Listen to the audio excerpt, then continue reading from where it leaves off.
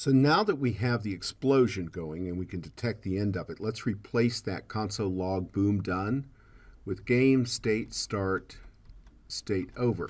And the state over is the built-in game over screen in the template. I'll just check that out real quick and I'll show you. It's just set up with very basically, we just catch a bomb here.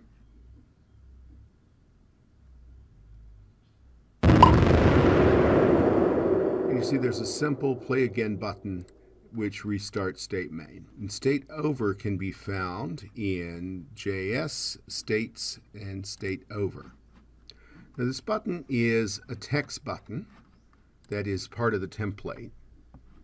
And right now it's set at 1, 1 here, these parameters. That stands for the set and the style.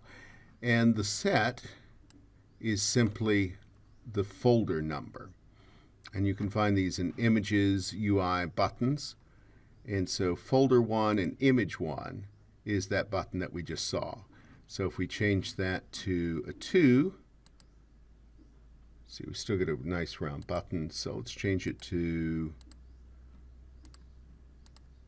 7. And the last parameter is the event that you want the button to dispatch when it's clicked. It's just a little class I came up with to make buttons very quickly, so I didn't have to spend a long time. And there, and now it's green. And if we change the folder number, we'll get these nice little flat buttons. So I'll change it to 4.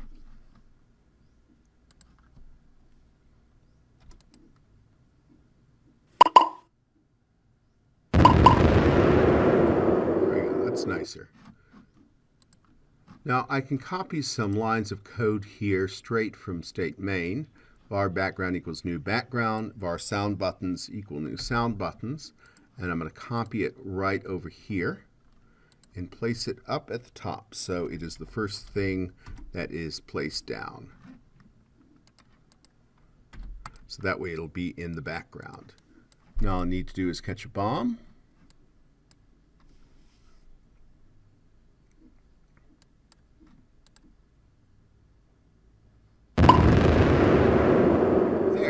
Everything looks the same. We've changed states, but the background and the sound buttons are still there.